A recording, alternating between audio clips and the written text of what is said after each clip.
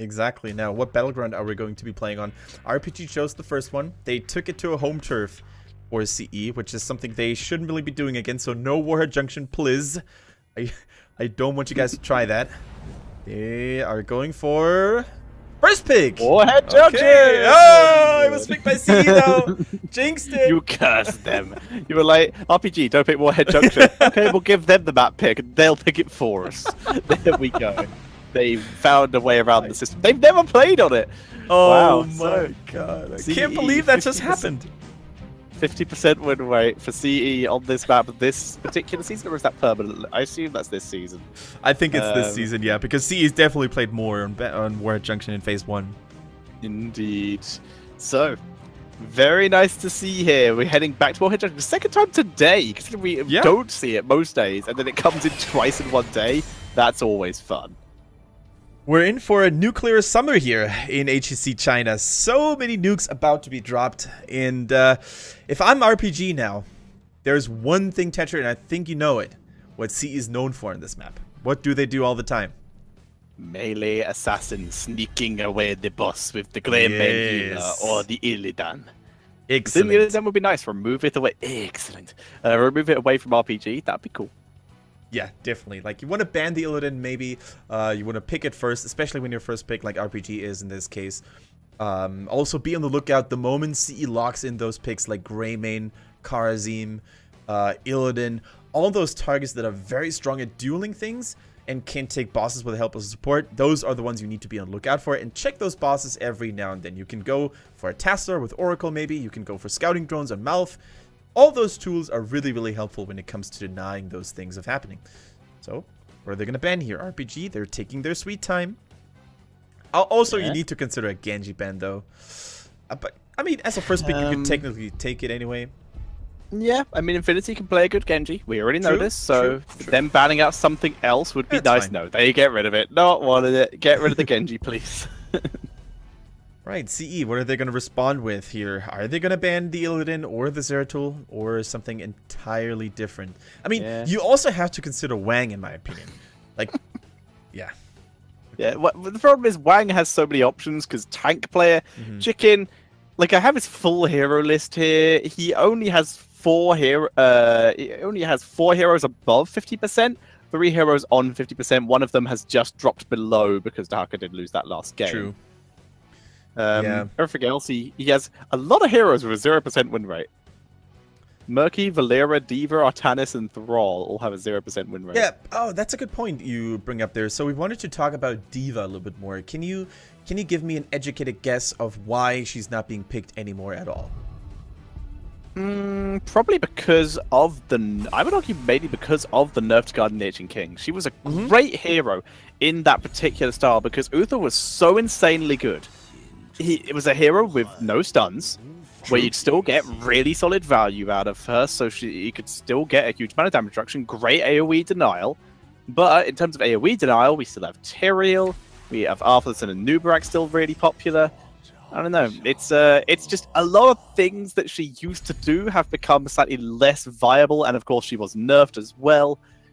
Yeah, there's a lot of little reasons, nothing huge that's like, nope, not anymore. Okay, so we see preemptive measures, precaution measures being taken here by CE to stop Chicken's Illidan. A, denying him the Abathur synergy, and B, getting that Arthas because he just worked so well in game 1 too. Yeah, and there's also the factor though that Arthas Abathur is terrifying. Oh my god. Oh yeah. To quote Austin from Game Theory, it is goddamn terrifying. It's so good. Just having an Arthas running at you, slowing you not only with his own stuff, but with Abathur spikes, constantly sustaining. And I do personally like the speed shield from Abathur on an Arthas. Yeah. Because it's hilarious just seeing him sprint at you. That's why Lucio Arthas was so popular when Lucio was actually in a better spot. Because Arthas' main weakness is, of course, his lack of mobility. And if you have any hero that can compensate for that, Arthas is going to get even more terrifying. Wang's Murden, though. Speaking of terrifying, there we go. Yes, it is. Very, very effective hero. They got the Greymane as well, that cursed bullet just to help deal with the Arthas. I'm seeing CE just continuing to focus chicken here. Remove Tassadar, remove an enabler for Illidan, who would also work with the Greymane. This is all in on, we've given him his hero. We couldn't do anything about that. It was going to be first pick no matter what we did. Let's just make it so that he doesn't get everything he needs. We can pick Uther, so that's not a big deal. They'll get Rhaegar, sure, but we can at least deny the main support. Yeah, absolutely. I actually think that Tassadar is scarier than a Rhaegar combined with Illidan, because whereas Rhaegar, sure, he has the ancestral healing, but Tassadar, I think, is just going to give him overall more sustain thanks to the shield and the Callous Embrace at level 4. Yeah. Are they going to ban Uther? It's CE's turn to pick after the ban phase, right? And they wouldn't want to ban Uther, I don't think. Like, they only have 2 stuns, really, so I think they wouldn't want to risk losing Rhaegar or something like that. Okay. Yeah, that's more like it. I like that. Fair enough. That's also another very scary thing to get comboed with Abathur. Fair enough. So they go for the Brightwing again. Looks like Alufil is having a Fairy Dragon day. I like it. I'd say double support, which they are going with. Oh dear. Okay. So that's a lot of support, whoever they pick as their last pick. Oh my god. So Uther is still there for RPG. So they're very likely going to take that along with someone else. The second support, I think, would be really nice. Question is, what could it be? Kara again, but who'd play that? You're going with a quadruple melee with that if you're doing that into I'm trying to find a hyper carry for CE as well that makes sense with what they draft. Vala? Lunara? Falstad sorta. Oh, for CE? Yeah, for CE. Yeah, it's weird, isn't it? Because they don't have any boosting capabilities for an auto-attacking hyper carry. If we want to, they don't need to go auto-attack. They can go ability power. There's nothing stopping them. If they wanted to really troll us, they could just go damage Lily. Double, triple support specialist Arthas. What about Jaina? I mean, we talked about her last game. Uther is ignored. Sure. Okay. Yeah. This is fine. I think at some point, teams in China get conditioned to the fact that Uther is always banned or picked. So they're like, oh yeah, we got Uther already. Oh wait, that's not Uther, that's Greymane. Yeah.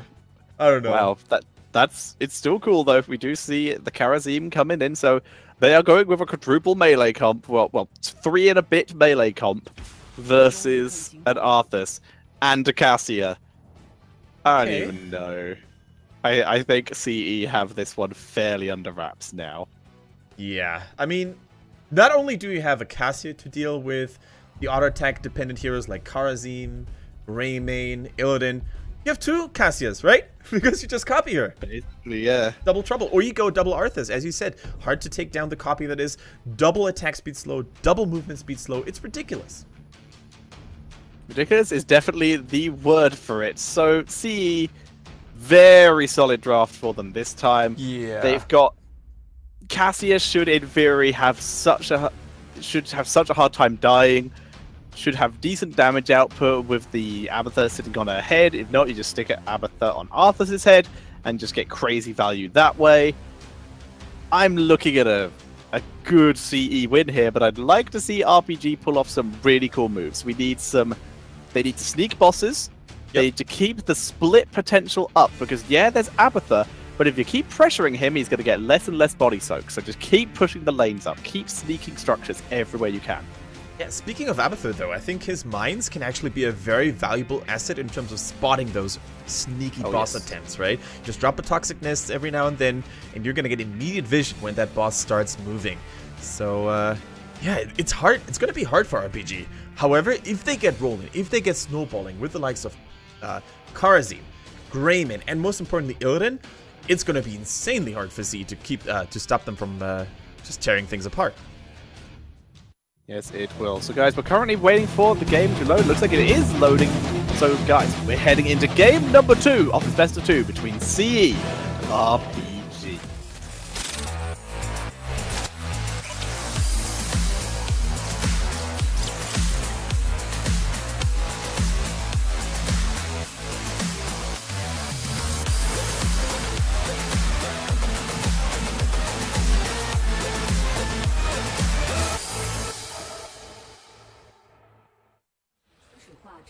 Alright, ladies and gentlemen, welcome to the Warhead Junction. And spawning on the left-hand side, it is still, for now at least, our Chinese champions challenge everything with a Lufel on Brightwing, Wind on Arthas, KTY on the Cassia, Paradise on Rhaegar, and Zuyu on that Abathur. And with their backs against the wall, it is RPG in the reds with Chicken on the Illidan, Wang on his Muradin, Sa on the Kharazim, Infinity is rocking the Falstad, and Loktar is the Grey main. And Tetcher, am I the only one who does funky dance moves whenever I hear that hype trailer? Oh, I'm constantly doing funky dance moves. There we go. Nobody can see never us. see them until my camera is available, which still a couple months away. I believe. I was gonna say, do we have an update? Do we have an update on your cable? Not at all. But it's there. I'm not sure if it's the actual cable or the meter putting in the cable, but there's something there now. Okay. For now, we do have a tower immediately taken by RPG, and this is exactly what it needs to do: steal things, sneak things as much as possible, grab structures, grab towers, split push things. Falstad versus Abathur, fair lane. And we finally do see Wind leaving bot lane. So, builds. Mine build for Abathur. I like it. Deny these rotations. Deny this sneakiness. Nice clearing, though, by Loktar there a little bit. Yeah. We do see Seasoned Marksman for Falstad, because he's going to be in lane a lot. And another doggy build with Wolf Run for stronger and faster rotations. I like it. Yeah. Speaking of Wolf, we actually have, I believe that is the Viciousness coming in for the Grey Main. The ability reset on the Hunger of the Wolf. Exactly, so whenever you hit enemies with your abilities, you're going to refresh the duration of Inner Beast, and that of course gives you way more attack speed, causes you to be way more scary, and it's overall a nice choice. I don't think we're going to see any other cocktail builds. Sometimes you used to see these kinds of builds with level 1 talent being different, but still going for 4 and 7 with the cocktails. But I think it's going to be a similar build to what KTY used last game. Fully focused on team fighting and surviving, of course. I would agree. So right now we're seeing a bit of a base race. Illidan cannot really fight against Cassia, so he's just trying to clear minions while jumping around and being the little ballerina that he is. While we do see the rest of RPG pushing up the top lane, but with the arrival of Brightwing, this push will temporarily at least end. But Arthas is really low. They may be able to push even further. Nukes are available here, mid and bot. Muradin, being left alone, is able to pick up the nuke in mid lane. RPG actually picked one up. Illidan has had to leave bot lane, as instead going to grab a mercenary camp. This is good. He can't defend the lane. He's knows the nuke. They're going in, but Wind survives. That's huge. Yeah, Wind does survive. They're not able to take the fort either. But yeah, Illidan knows he can't defend. He knows they'll get the nuke, so he's just going to take a mercenary camp. Okay, he took a mercenary camp, but he's going to lose the bottom fort in the process. As you could see, guys, RPG was focusing on getting the top fort. They did not, because of that last second save by Abathur on Arthas. So, big win for CE. Not only did they destroy an enemy structure, they saved their own as well. And immediately, you could see how RPG, they want to balance it out. They take this mercenary camp, and they want to push alongside with it, because that top keep is very, very ripe for the taking.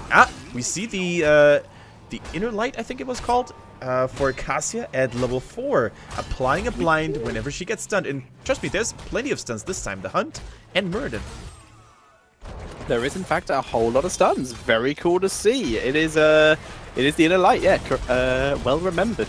As we do see RPG pushing in, they will finally get that counter fort here. They still use their nuke. I'm not sure where Muradin dropped it. I think mid lane.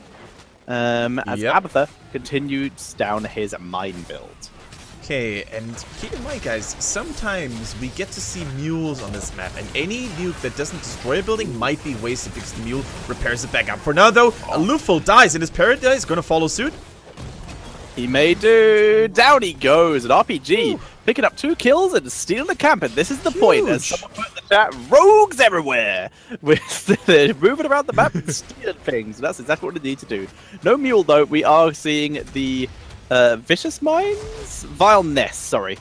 Coming in from Abathur there, so continuing to just try and deny the rotation. So far, not working. They're really suffering in multiple angles. And here we go. Immediately. They know. See, he knows. See, he knows. They know, but they get vision off him, able to, thanks to that mercenary camp, thanks to that mine, following Wind all the way in. Muradin denying. Nice. Very nicely done. Good positioning. They take the boss, and they're able to pull back. And that boss is going to push the lane that has just been weakened by the mercenary push of RPG. So no more fort to tickle it. And in fact, I think the secondary tower line here near the keep also took some damage. And that's why CE is going to try and clear that as fast as they can. And this RPG going to go for the double boss play here. Let's see. They're already starting to move towards the middle, towards the bottom. And I think Greymane and Karzim are going to start it. Nice. They are going to start it. Those two can do it together pretty easily. They have Illidan as well, so yeah. There's no kill quite like overkill. Here comes CE, though. Muradin once again in position. Delaying only a couple members here, though. So it looks like they will just abandon the boss this time. Yeah, the Nest, of course, applying a poison effect here as well. So they can't afford to walk into too many of those. The boss is slowly about to reset. Yep, it does. Gonna leash it. No, he does not. Chicken trying to sneak away that nuke. Greymane will get the one in the bot lane. We will be able to grab that quite easily, and Falstad will grab at least one of the ones in the top lane. Yep. Question is, can he get the second one? Can he just use it in mid straight away and then try and grab the one above it? Right now, 2-1 in favor of RPG in terms of these nukes picked up. Falstad moving forward. Very risky positioning. Needs to be very careful of Win. Gets vision of him, though. Win shows. Now, can Infinity burn that nuke? And if not, can Sa sneak it away? Rhaegar moving up to try and deny. Wang looking to deny, but is in the wrong bush. Yeah, the wrong bush indeed. And level 10 is around the corner for RPG. Actually, they unlocked it right now. And of course, if they do the boss now, it's a whole different story. Because if CE once again tries to interrupt or interfere, then they're going to have to face the wrath of 10,000 heroic abilities. The Haymaker has been locked in, and we saw it in Korea the other day. It was against the Malthael, so they could push him back every single time he dropped in with the Tormented Souls. Against the team comp of CE, it's maybe going to be the Arthas, because you don't want your assassins to be slowed by him. I also like the idea of just haymakering anyone and seven-sided striking whoever's left. You need to separate people away so that you get the maximum value. Yeah, exactly. And there's one warrior in the Chinese scene that I want to be, or I want to be seeing the playmaker of. It is Wang. Oh my, Bloodlust baby. Bloodlust baby. If they move in, Gust is used to disengage, and Muradin able to escape. He jumps straight into a mine, but he lives, and that's the important thing, as we do see CE clearing up this boss nice and easy. Okay, Tetcher, we have engaged full China mode, with Bloodlust and Haymaker in the same game. This is going to be one hell of a show. All heroic abilities bar the Emerald Wind, though, are on cooldown right now for CE, so they're going to have to take things slowly for now. They're going to have to get some mercenaries, maybe, if they're available, and they need to wait for them to come back online. Yeah. That's actually one of the biggest things you need to consider in competitive. You need to work with your heroic ability cooldown. Sometimes triggering a heroic ability without doing anything is more important than actually killing a hero, especially in the early mid-game. Agreed. I will say, I love how RPG are playing this. I said right at the start, they can't afford to team fight very much because they will lose. They just have to split push, take mercenaries, take bosses, take structures where they can. Look what they've been doing. They've been doing exactly that. Yep. Now they're finally going to try and go for a little bit of a blow up because they have a slight bit of an XP advantage, and they saw that Brightwing was alone. Unfortunately, Brightwing is no longer alone. They've stayed a little bit too long. The question is, can they escape? The double dash, and Sa able to pull back. Chicken. Are they gonna find him? Paradise find him. He's not being. He's going for a loophole. What are you doing, Chicken? He goes down. He should have just beat out. That was dumb. I guess he was trying to delay so Falstad could do this. All right, I don't hate it as much. I didn't notice Falstad was pushing top, and Falstad won't get Loktar's here too. Maybe. Oh, they will get the key. There's enough here. Definitely, they will grab that. In the meantime, the ports were bottom. stopped even more. Yeah, they're still delaying in the bottom, so CE couldn't really teleport back in full force. And as you said, Tetcher, the mercenary camp plus the two heroes by RPG were enough to take down the first keep of the day, of the game, excuse me. But of the day, of the day. Impressive. I don't know how those other games ended, but it was impressive. But Level 13, very nicely done by RPG, keeping control. They find Win. You don't want to be here. Focusing down, the curse bullets landed. They focus it down. Seven-sided strike, not enough to finish him off. Emerald Wind is disengaged. Chicken completely separated. Gust, everyone into Chicken, but the friend or foe gets him out. I gotta say, those Gusts are a lifesaver so far coming out of Infinity. He's probably a part of Baywatch because he's been saving people left and right here with those money Gusts. Now we see the copy coming in here from Abathur.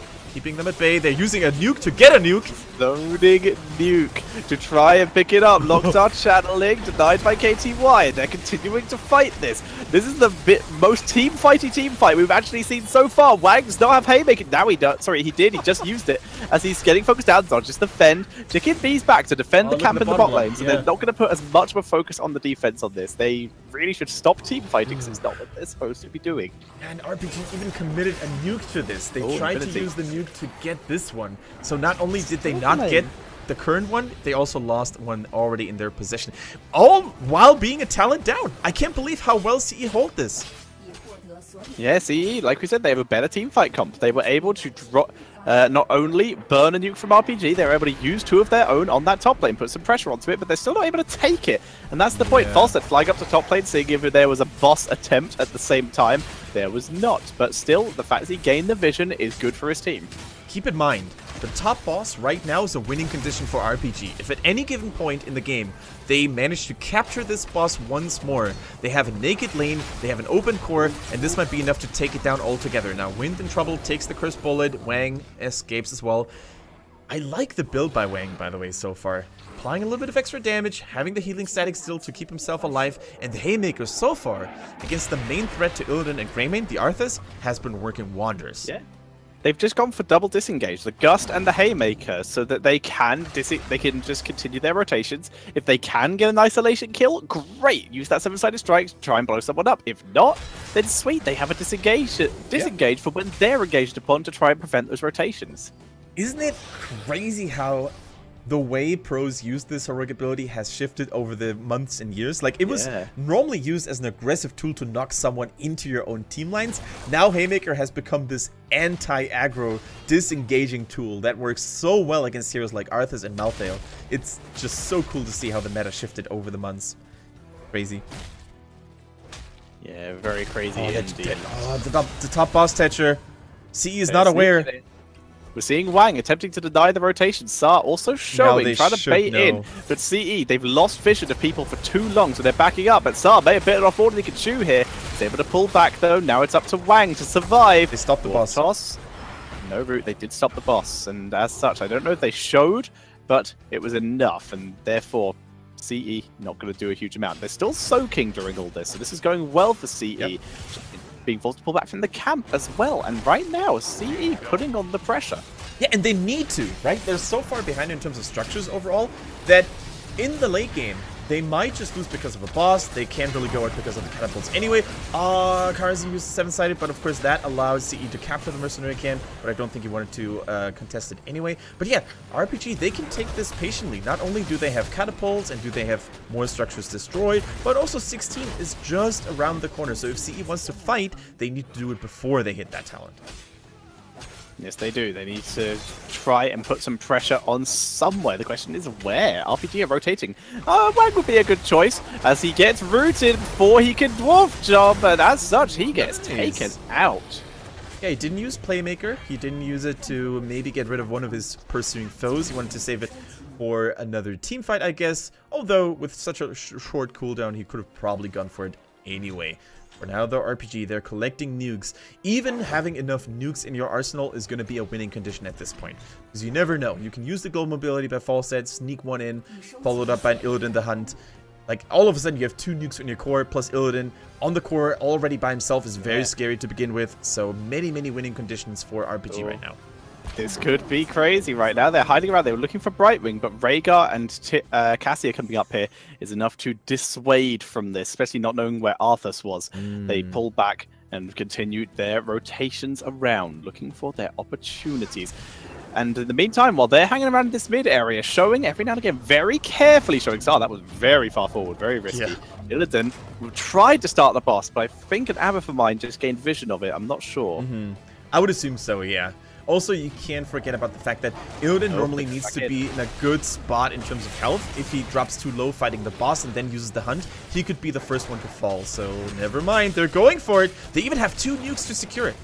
Yeah, Wang's delaying here, trying to do his best to ball lightning. Dissing. Oh, they still keep it going. 7-sided strike to delay it even more. Wang survives, as does the Karazim here. Yeah. CE do need to finish this boss. So many heroics. 2 heroics were just used just to prevent the rotation. There's 1 nuke. Oh my god. So many it's a nuclear fallout. Boss is down. Someone get on the point. There's the gas. They move on to the point. Cassia moving in to try and delay it here. It's a full team fight on the boss. The Emerald Wind trying to get it. And CE massacre on the boss. Moving in for Greymane 2. They pick him off. And it is a full massacre. Infinity, the only survivor. Tell the story, Infinity. Don't die. You must tell the story. He's able to pull back to his base and survive. I have never seen that many blue and white lights go down on one boss area, and then it was just a big turmoil. But in the end, I think it was Cassia walked on the platform. I didn't really see it, but it was Cassia. Yeah, the only one who wasn't caught in the gust. Great positioning by Cassia. Right. But now the question is, can they save the game? Gust in 13 seconds.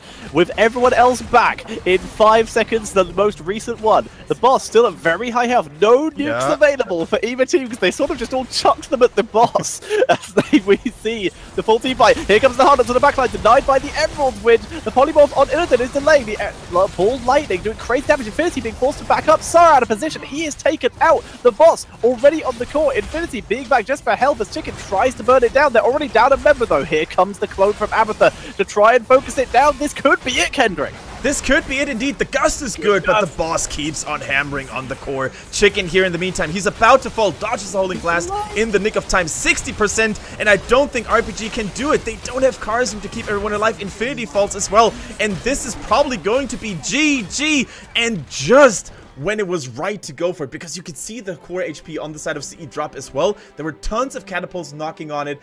But I gotta say, Tetra, this was one of the most explosive endings I have yet seen in the Chinese HGC. What a game, what a battle, what a massacre. And CE, they come out on top here, but what a performance by RPG. They're looking stronger than ever before. I love this matchup. This is such a good matchup. And I believe that RPG made the wrong choice. Yeah. I think they should have let the boss leash. Yeah, you can try for a gust play. But I personally believe the correct choice would have been hunting to top lane, flying up there as well, and putting pressure onto the core. You either force CE to react and go back to defend, which means you can hopefully escape and defend the boss, or you try and base race them, because CE will have to wait for the boss at least. I think they made the slightly incorrect decision there. That is a very, very legit point you bring up there, because we all know how scary even just one Illidan can become in the late game when it comes to taking down structures. And yes, after level 13, 16, you can take down a core all by yourself. Of course, CE would have had Abathur to maybe help out, but as you said, if Falstad had flown in there as well, they would have definitely had enough damage, especially combined with the catapults that were already on the way. Like, you could see how close it was towards the end of the game with the shield of CE's core losing and dropping already. So maybe if they had gone for this distraction, CE would have abandoned the boss and they could have cleaned it up very nicely and comfortably. So we will never know. It was one hell of a show though. And Warhead Junction, I mean, after this game, how can anyone claim that this Battleground is not fun to watch? It's very fun to watch, and even just watching just the masterclass of rotational ability, like, oh, they look like they've lost the draft in terms of team fight, don't play team fight. RPG doing exactly what they should have done the last game, to be fair. But beautiful play, and RPG just showing how much they keep growing. If they keep doing it, they might sneak into that top 3. They may be able to force their way in. When do they play against E-Star? Because E-Star would be the next level for them to step up to, because E-Star just lost CE, and now they're competing so close to CE. They play E-Star next. They play E-Star tomorrow. Okay. Wow. Let's do it.